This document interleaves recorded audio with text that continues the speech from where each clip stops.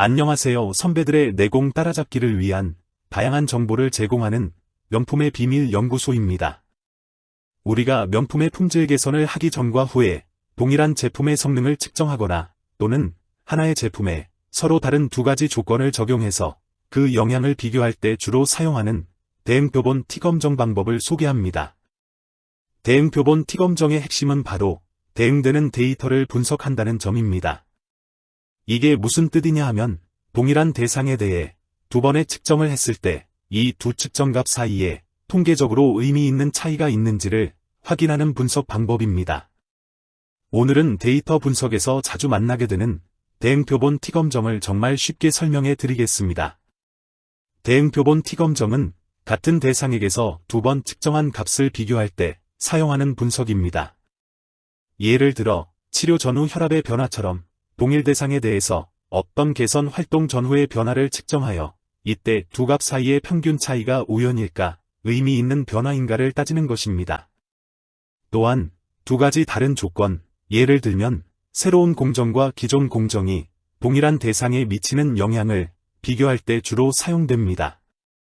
대응표본 T검정을 위해 어떤 데이터를 사용할 수 있을까요? 중요한 건 두 개의 값이 의미 있는 짝을 이루고 있어야 한다는 겁니다. 그냥 아무 값 두 개가 아니라 서로 연결된 비교 값이어야 합니다. 짝을 구성하는 방법은 크게 세 가지로 나눌 수 있습니다. 동일한 사람의 효과를 비교하는 동일 대상, 동일하지는 않지만 쌍둥이 같은 자연상의 경우와 동급생들처럼 기준이 유사한 매칭상이 있습니다. 목표는 두 조건, 예를 들어 개선 전후 기존 공법과 신규 공법들 간의 순수한 차이를 파악하기 위해 짝 내의 다른 변동 요인을 최대한 통제하는 것입니다. 첫 번째, 동일 대상은 가장 흔한 형태입니다. 동일 사람이나 제품에 대해 어떤 조치를 하기 전과 후를 비교하는 경우입니다. 예를 들어 운동 전후 체중의 변화, 약 복용 전후 혈압의 변화 같은 상황이 여기에 해당됩니다. 동일 대상에 대한 원칙은 하나의 시료, 즉 제품이나 대상자에 대해 특정 처리를 가하기 전과 후의 데이터를 측정하는 것입니다. 이 방법은 시료가 첫 번째 측정 또는 처리로 인해 파괴되지 않거나 그 특성이 변하지 않는 경우에만 가능하다는 점에 유의하시기 바랍니다. 두 번째는 자연적으로 짝을 이루는 개체를 사용할 수 있습니다. 서로 다른 개체이지만 태생적으로 또는 특성상 매우 유사하여 짝으로 간주할 수 있는 경우에 활용합니다. 예를 들어 신체 부위로서 한 사람의 왼팔과 오른팔에 다른 치료법을 적용하여 비교하는 경우 실제 쌍둥이에 대한 다이어트 처방에 대한 효과 분석, 그리고 동일한 생산 공정 라인에서 동시에 생산된 물리적으로 인접한 두 제품을 한 쌍으로 묶어 염수분무 실험을 하여 내식성을 비교하는 경우 등에 사용됩니다. 짝을 이루는 개체들이 최대한 유사한 초기 조건을 가지도록 신중하게 선별해야 한다는 점에 유의하시기 바랍니다. 세 번째는 매칭을 통해 짝을 구성할 수 있습니다. 연구자가 의도적으로 유사한 특성을 가진 개체들을 짝지어 그룹 간의 변동성을 줄이는 방법입니다. 품질 개선을 위해 기존 공법 제품과 신규 공법 제품을 비교할 때 생산 시기, 사용된 원자재 로트, 생산 설비 등 가능한 모든 조건을 유사하게 맞춘 제품들을 짝으로 구성할 수 있습니다. 나이, 성별, 건강 상태 등이 유사한 아이들의 달리기 또는 줄넘기를 선호하는 그룹으로 구분하여 신체 성장 수준 조사에 활용할 수 있습니다. 매칭 변수를 신중하게 선택하고 매칭 과정에서 발생할 수 있는 편향을 최소화해야 한다는 점에 유의하시기 바랍니다. 그러면 이제 가설을 세워볼까요? 가설 검정에서 귀무가설과 대립가설은 무엇인가요? 귀무가설은 차이의 평균이 0이라는 것입니다. 그래서 신규 코팅 공법이 내식성 향상에 큰 영향을 미치지 않는다라고 정의합니다. 반면에 대립가설은 차이의 평균이 0이 아니라는 것입니다. 그러니까 신규 코팅 공법은 내식성 향상에 차이가 있다는 것입니다. 즉, 신규 코팅 공법은 내식성 향상에 상당한 영향을 미친다는 뜻입니다. 물론 방향성을 가진 가설을 고려할 수 있습니다. 즉, 가설 검정의 조건에 따라서 증가나 감소와 같이 효과의 특정 방향을 기대할 때 활용할 수 있습니다. 쌍으로 구성된 표본에 대한 T검정은 어떻게 작동할까요? 먼저 데이터를 수집합니다. 그런 다음 그 차이 값을 계산하고 그 차이 값의 평균을 계산했습니다. 이제 이 평균이 0과 유의하게 다른지 알고 싶습니다. 이를 알아내기 위해 T값을 계산합니다. T값은 방금 계산한 차이 값의 평균을 표준 오차로 나누어 간단히 계산합니다. 표준 오차는 이 샘플에서 계산된 평균이 얼마나 정확한지 이해하는 데 도움이 됩니다. 따라서 표준 오차는 표본 평균이 실제 평균을 얼마나 신뢰할 수 있고 정확하게 추정하는지를 측정하는 기준입니다. 표준 오차는 표본 개수의 제곱근으로 데이터의 표준 편차를 나누어 계산합니다. 이 예제 데이터에 대한 T값을 계산해 보겠습니다. 우리는 이전 값, 이후 값, 그리고 차이 값을 확보하고 있습니다. T값을 계산하려면 차이 값만 필요합니다. 그러면 여기서 8개의 시편들의 값을 가지고 있으며 데이터의 평균을 계산할 수 있는데 그 값은 8.75이며 표준 편차는 2.5입니다. 그리고 표본 개수는 4개입니다. 이제 T값 계산식에 이 값을 사용하여 T값으로 7을 구할 수 있습니다. 그러면 앞에서 구한 T값 7과 P값의 관계를 해석해 보겠습니다. 여기에 나오는 통계량을 구하는 방법은 뒤에서 별도로 설명드리겠습니다. 여기에서는 계산으로 구한 T값이 과연 어떻게 사용되는지에 집중해서 설명드립니다. 먼저 단측 검정인 우측 검정의 경우부터 확인해 보겠습니다. 유의 수준은 일반적으로 0.05를 적용합니다. 유의 수준 0.05를 T값으로 환산한 값을 기각치라고 하며 기각치 2.35는 붉은 점선으로 나타내었습니다. 그리고 대응 표본 T검정의 검정 통계량 T값 7의 위치는 파란 점선으로 나타내었습니다.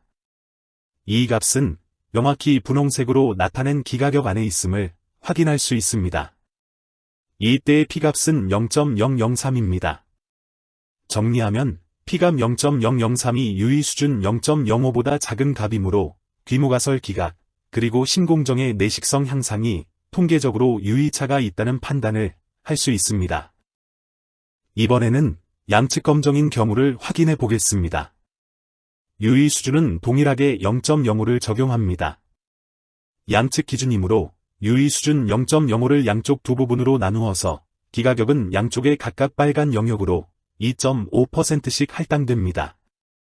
양쪽 각 2.5%를 기각치 T값으로 환산하면 플러스 마이너스 3.18로 구해지며 붉은 점선으로 나타내었습니다. 파란 점선으로 표시한 검정 통계량 T값 7의 위치는 여전히 기가격 안에 있음을 확인할 수 있습니다. 이때의 P값은 0.006입니다. 정리하면 P값 0.006이 유의 수준 0.05보다 작은 값이므로 귀무가설 기각, 그리고 방향성과 관계없이 차이는 유의차가 있으므로 신공정의 내식성 향상이 통계적으로 유의차가 있다는 판단을 할 수 있습니다. 이론적인 내용을 들으셨으니 이제 직접 손으로 해볼 시간입니다. 앞서 설명드린 신규 코팅 공정 사례의 전체 데이터를 가지고 엑셀에서 대응 표본 T검정을 직접 실행해 보겠습니다. 제가 제공해 드린 데이터표를 엑셀에 그대로 입력해 주시면 됩니다. 데이터를 수집하는 방법은 간판으로부터 20개의 시편을 무작위로 제작합니다. 그런 다음 각 시편의 절반에는 현재 사용하고 있는 기존 코팅 공법을 적용해 줍니다. 나머지 절반, 즉 동일한 부품의 다른 부분에는 새롭게 개발된 신규 코팅 공법을 적용해서 20개의 시편을 완성합니다. 20개의 시편을 동일한 조건으로 내식성을 측정하여 20개의 시편별로 기존 공법과 신규 공법의 내식성 수명 데이터를 한 쌍으로 얻을 수 있습니다. 먼저 대응 표본 T검정의 전제 조건인 데이터의 정규성 확인을 위해서 QQ플롯을 만들어 보겠습니다. 엑셀 시트의 D열에서 H열까지에 적용된 수식은 오른쪽에 명시한 대로 수식을 입력하시면 됩니다. 첫 번째 D열에는 신규 공정과 기존 공정의 결과값 차이를 구해줍니다. 두 번째 D열의 값에 대한 순위를 2열에 계산해줍니다. F열에는 2열의 순위 값에 해당되는 백분위수를 구해줍니다. 그런 다음 G열에는 방금 구한 백분위수에 해당되는 G 값을 계산해줍니다. 이 값은 QQ플롯의 X축값으로 사용됩니다. 마지막으로 H열의 차이 값에 대한 G 값을 모두 계산해줍니다.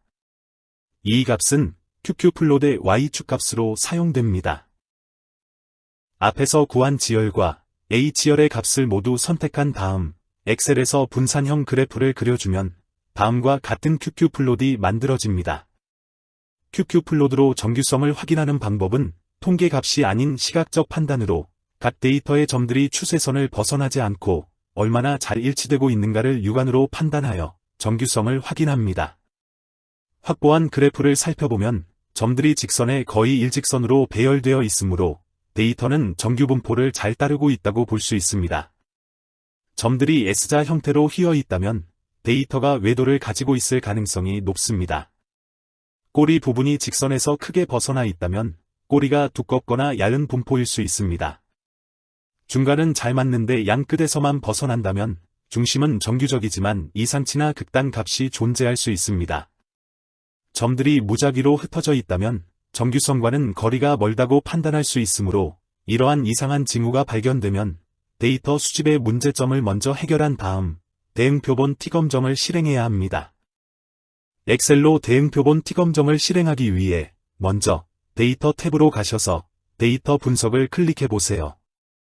여러 분석 도구 중에서 T검정, 쌍체 비교를 선택하시면 됩니다.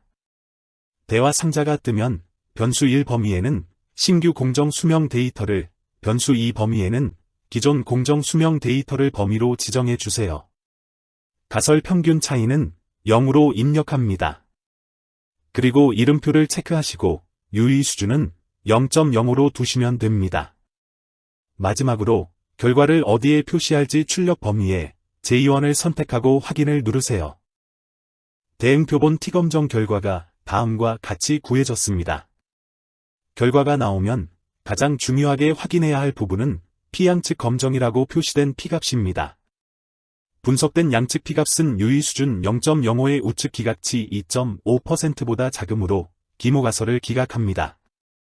그리고 분석하려는 데이터의 특징에 따라 차이값의 방향성이 필요한 경우에는 단측 검정 P값을 사용합니다.